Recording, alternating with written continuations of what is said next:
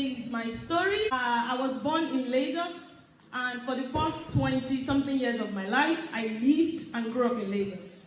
I came to Glasgow to do a PhD in computing science. Do you know what a PhD means? Yeah? It's a thing that you get once you do like a university. The way you might get it changes depending on thing. Maybe if you were doing something like psychology, you might get it for doing a study on how people react to something. Amazing. And doing the research. I think he's ready to take over the stage. Amazing, yeah. So PhD is what you get when you spend 3 to 4 years studying a problem that the solution is not known before. So Malik was right. He defined research to be when you look for information on the internet, which is correct. However, there are some information you're looking for on the internet that is not there. There are some practical problems we want to solve that is important to the world, and you'd be surprised when you ask ChatGPT, it doesn't have the answer.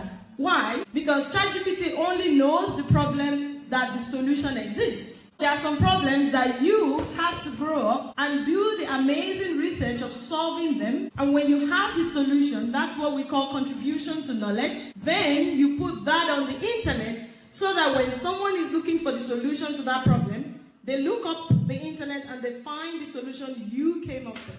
So that was what I did for my PhD. I solved a bunch of problems for like 3 to 4 years. And then when I finished my PhD, my job as a lecturer, I'm a lecturer in computing science, and what that involves generally is teaching. I teach Python programming and a bunch of other courses in computing science. And I also do research. That's me on the board. You can see the research I'm doing is not looking for something on the internet. It looks like I'm trying to solve a problem. I also mentor students. I provide career guidance for them. And I advise students within Glasgow, within the UK, and globally. Beyond research and teaching, I also lead an outreach activity for the University of Glasgow. That's a banner of me in the School of Computing Science. I started the initiative in 2018, and what we do with the CSA for Computer Science Academy Africa is we empower young Africans with computing skills. We go to different African countries every year, and we teach them Python programming. This was something I started in 2018 during my PhD. And since I started this initiative, I've worked with people to raise funding, and we've trained about 500 young Africans on Python programming skills. Many of them now are either getting international scholarships or working in big tech. And these are people who would otherwise not have the privilege you all have today. So Python programming is a language that allows you to code, and coding is the way you communicate with the computer. However, when you're in school, P1 to P7, or when you get to S1, before you get to S6, you get to learn computer science in school. But where I come from in Nigeria, it's not always the case. Growing up for people like me, we don't have access to computing in schools.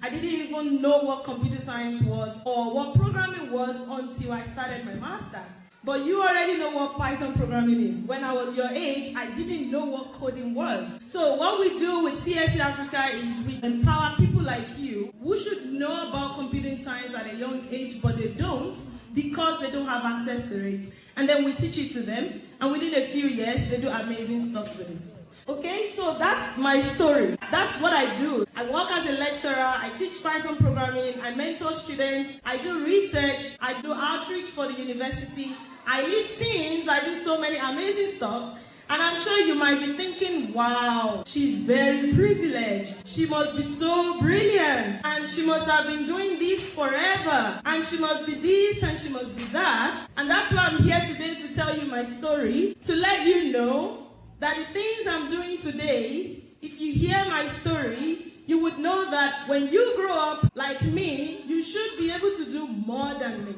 Because the background where I came from is not a background where you dream to this point where I've gotten to in my life. And if I can get to this point, you can do more than that. Okay? So let's get into the story. Remember I said I grew up in Lagos. So this is a picture of my house. You see this shop right there? That's the shop that I grew up in. That's my mom's shop. And my mom sells the typical stuffs you use day to day. Biscuits, milk, indomie, bread, pure water, whatever, name it. That's what my mom sells. That's where I grew up. On the streets of Akron Street in Bajulai. And this is my neighborhood. This is my neighborhood where I grew up. There's a man that does aluminium in front of my building. He teaches people how to make windows and doors and different things. And then you see people selling stuff as well. That's a bike man. I'm not sure if many of you see people on a bike. Where I come from, you need a bike to move from places to places because of traffic. And like on this street, you see loads of markets. So this was where I grew up. And my parents are hardworking people, but my mom barely finished her secondary school. And my dad don't even have a university degree. My mom has a local store, and my dad was an architect. So I'm the first child of a family of 5. And growing up, as soon as I was a teenager, I would wake up as early as 6 a.m. in the morning to open my mom's shop. And then we would sell stuffs. It is the money we make from selling that my mom would give us to go to school. That's the money we would use for transportation and for stipend. We wake up as early as 6 a.m. to sell. If you don't sell anything that day, you're not going to school because you need money. So I was always late. I was actually used to being beaten in school because I was always late. This is my secondary school. So I went to Reagan Memorial Baptist Girls Secondary School in Saboyaba. I would walk about at least 5 or 10 minutes to get to maybe Abiodun bus stop to go get a bus, and then be stuck in Lagos traffic before I get to school in the morning. And what you also need to know is when I was growing up, I wasn't the best student, actually. I was barely average. From GS1 to GS3, so that's the junior school, and that's what you would know as S1 to S3 here in your education system. When I was in the junior school, I was probably the worst student in class. I don't get prizes, I don't win any awards, I can't remember even getting anything in terms of award. But somehow my story turned around when I got to the senior school, so that was SS1. And I just somehow was put in the science classes. So where I come from, you have 3 different hands, science, commercial, or arts. We don't get the choice of doing different subjects like you do in school. So I ended up in the science class, and then we were told that if you don't buckle up, you can find yourself in the art class within a year. And I didn't want to go to the art class because I'm like, what am I going to do? What possible career is there for me? So I kind of switched things around, and somehow mathematics became my love. I became passionate about maths. I bought myself this engineering mathematics book called K.A. Stroud. It's colored green, and I self-studied mathematics myself, so I became really good at maths. But the rest of my story you need to know. So I wake up 6 a.m. Then when I come back from school, I'm back in my mom's shop, helping her with restocking, sales, inventory. Like, that's pretty much our life. 65 days a year, I was always in my mom's shop. We are always opening the shop because we need to sell. It is what we sell every day that we used to eat. And the only time we don't open my mom's shop is during Eid. And that Eid time, we are hosting guests. So that means 365 days a year I'm working. There's no holiday. It wasn't until I came to the UK I knew there was something called holiday. Anyway. So I go to school in the morning, come back home, help my mom in the shop. And then towards late evening, I would close up the shop because I was the first child. So I kind of became responsible very early. Around 13 years old, I was already doing all of this. So towards the late evening, we'll close up the shop, and then we'll go to what we call Ilekil. Okay, so that's Arabic school. Similar to the community that brings you together to teach you Arabic, to teach you about Islam. So I would go to an Arabic school at 7 p.m. Again, just imagine my typical day from Monday to Friday. Wake up, open the shop, go to school, come back. I don't even know when I study, okay? I want you to picture all of this, right? Now I'm a computer science lecturer in Glasgow. How did that happen? I used to be not good at anything. I used to just always be busy helping my mom. How did I get to where I am? I used to not know what coding is, like Zara, okay? When I checked the Google map this morning, there's already a building on top of it.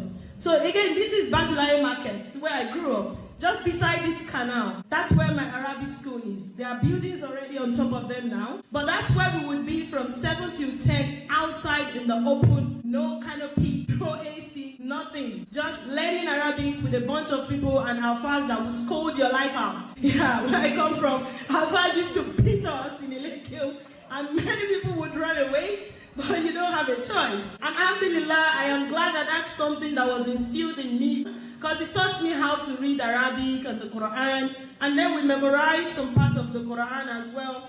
I remember sometimes they would tell us to memorize Juzu Amma in our Arabic school, and for every surah you miss, you get scolded 7 strokes of cane. We were learning Arabic the hard way then. It's not the best way, but it instilled some things in us back then. So this was my story, and this was how I grew up. But like I said, in school, my favorite subject was mathematics. I was able to pick that when I was in S4 for the range of secondary school you have here. And that's SS1 back in Nigeria. So I self-studied mathematics myself, and if you ask me what I wanted to be when I grew up, I would say I want to be an architect at that time. Why? Because my dad was an architect. That was all I knew. You know, you can only dream as far as your eyes can see. But for you now, you young kids here in Glasgow, in your school, you have professionals coming to talk to you about the different opportunities that are there. But back then, when I was growing up, there was no careers day. I didn't grow up with privilege. There wasn't any discussions on this is how you could use your skills or channel them. We were just winging it. You know, they told us that when you're done with secondary school, you go to the university, then when you finish, you get a job, you settle down, you get married. That was all we knew. There wasn't even any discussion of if you are good at maths, this is what you could study, or if you're good at English or biology, you could do this. We were just winging it. So maths was my first love. I was very good at it. And by the time I finished my secondary school, I graduated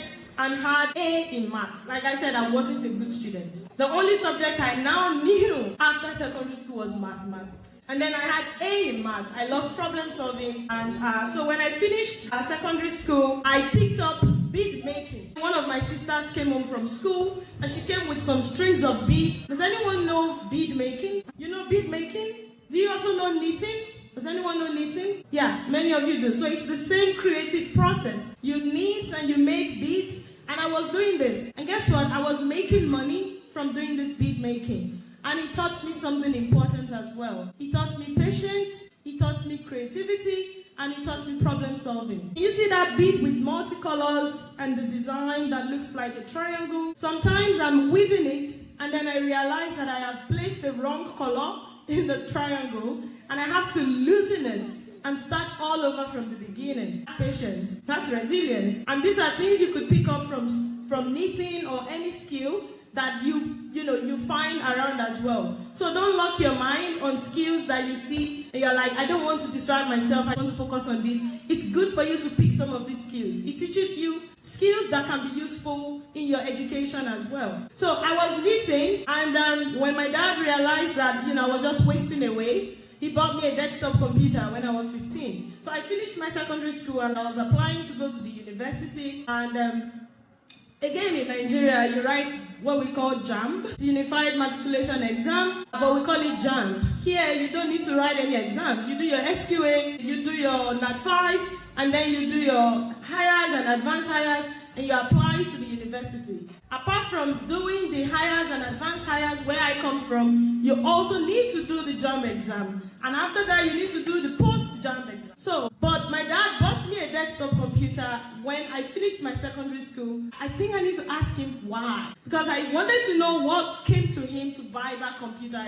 He doesn't even know anything about computer science. I wonder why. That's a question mark there. But he just brought that home one day, and that opened up the world of computer science for me. So I would play along with that's the computer, that's what it looks like. Have you guys seen this type of computer before? Yeah, it looks like a microwave, don't you think? It's those big desktop computer, but now you see there's the flat screen and the nice looking computers. But this was what I had back then. And all I do with the computer is play solitaire game. Do you know solitaire? Yeah, do you play it? Do you play solitaire? Do you play it on your phone? On a laptop? Oh, we don't have laptops back then. We have those microwave-looking computers. So all I do on that computer is play solitaire and paint. So because of that, my dad sent me to a computer school, and then I learned CorelDRAW, Photoshop, and several stuff. So doing that on the computer, I was even typing exams for a school that was opposite my house. I was making money, I was teaching people how to make beats. Doing that opened the world of computer science to me. So when it came to the time to apply to university, I just told myself, I want to study computer science. That was all. No one even told me about computer science or what I can do with it. Don't forget, I was still good at mathematics. So I told myself I want to study computer science, and then I applied to this university, University of Lagos. Many of the parents here would know this university. Because I grew up in Akron, Lobajula. It's not far away from this university. It's like 20 or 25 minutes walk. And it was all I knew. I've never left Lagos. I told myself, I'm going to go to that university. Then I applied to this university, 2005, to do computer science. I was rejected. 2006, I applied again. I was rejected. 2007, I applied again. I was rejected. At that point, I was already frustrated. Like, what's going on? I actually thought I was going to stop applying and just focus on my bead making. I use that to make money. But then in 2008, when I wanted to apply again, my dad convinced me not to choose this university again. Why are you so stubborn? They are not even accepting you for computer science. I even changed course to the weirdest of subjects. They still did not accept me. So in 2008, I changed direction. And then I applied to the University of... I didn't choose mathematics. I didn't even know there was a subject, like a course of study in a university known as mathematics. I didn't know you could study it. But I applied to do computer engineering at the University of Ibadan, again, because computer science was all I wanted to do. But again, I was rejected. The number of people who wanted to study engineering were more than the spaces allocated to engineering. So I was offered a choice, mathematics or industrial. As soon as I had maths, I just thought, you know what, I love maths. Anyway, just give me that maths. Let's get this done with. And that was how I landed in mathematics as a subject in the university. So I went to the University of Ibadan, and then I finished with the first class. I finished in 2008 at the University of Ibadan. I mean, if the kids don't know the concept of first class yet. So, yeah, but first class is when you graduate with an exceptional qualification. So I graduated with first class, but while I was in the university, I always went to the computer science department because I still nurtured that passion for computing. I tried to take courses like PHP, data structures, and the likes, but they were teaching computer science on paper. We weren't coding at all. I wanted to learn coding, but they weren't teaching programming properly. I didn't have any mentor. I didn't have anyone telling me, do it this way, apply here, or look at this, or study this. I was just winging it. So when I graduated from the University of Ibadan, a friend told me about AIMS, and I applied to AIMS for my master's. Again, at this time, because I was in the university environment, I knew what master's was. Before I applied to go to the university, I didn't even know what master's was. I just wanted to go to the university, graduate, and get a job, and get married. That was the plan. But then, people started saying, wow, with your first class, you can get a scholarship. I was like, what is scholarship? You can get a scholarship to go abroad and study. So I started looking online. I started doing what Malik said, doing research, looking on the internet, checking what scholarship is, and where I could apply my first class. Then a friend sent me a scholarship to AIMS in Ghana, and that was when I applied for that, and I moved to Ghana in 2015 to do a master's in mathematics again, because that's all I know. It was when I was doing my master's I was introduced to Python. Finally. That's coding, right? I was introduced to Python for 2 weeks, and it changed my life. And that's what led me to where I am today. I was introduced to Python programming, and I enjoyed it because I realized that coding and maths kind of are related. It has the abstract thinking. 2 weeks wasn't enough, so I went online to Coursera. I self-studied Python for everybody. I picked courses on algorithms, and I just started learning by myself, just figuring things out by doing, again, research, checking things out online. So I did that for a while, and please stop me, okay? I know I'm probably gonna run out of time. I'm a professional talkative. How many more minutes? Okay, fantastic. So I learned Python programming in August 2014, and by 2015, I developed a software that I contributed to the Python library. How amazing is that? For someone who knew nothing about programming. Imagine, within the space of 1 year. And then, after that, I got a job as a teaching assistant. So again, this is where you need to surround yourself with positive people. You need to surround yourself with good people. Because when you're surrounded by the right people, they would open doors of opportunity opportunity for you. So when I finished my master's, I didn't tell you I finished my master's with distinction. I was the best graduating student after my master's. I was the best graduating student. So people were like, wow, you can apply for another scholarship to go and do this. I'm like, again, more scholarships. So I was applying to go do PhD now. It was now PhD level. I applied to over a dozen places. I was rejected all over the place. And you would think with my distinction and first class, there were even people who don't even have the distinction I had who were getting accepted. But again, when Allah says no, it doesn't mean no. It means not yet. So I was in AIMS for another year to work as a teaching assistant. And that was when I met this guy, Professor Uli. He was from Glasgow. He came to AIMS to teach modern topics in algebra. And he was chatting to me about my interest and then told me to apply to Glasgow. He introduced me to this guy, Uli, Professor Manlove. And Manlove told me about his research, and that was how I applied to Glasgow, and that was how I got my scholarship in Glasgow, and that was how I moved to Glasgow in 2016 to do my PhD in computing science. So,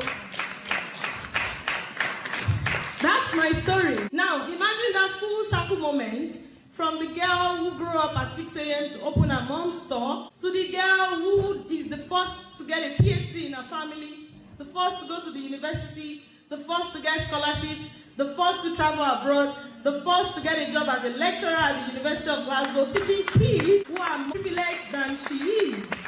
Imagine, nothing is impossible. A few lessons from my story is, you should not be ashamed of who you are or where you come from. Your background doesn't limit who you can be. In fact, it's a strength that you need to harness and focus on. Like I said, if with my story I can be here today, you can do more. And you should know that helping your family is not a pain. It's something that teaches you responsibility and discipline, and Allah would reward you for it. So you make sure that you help your parents.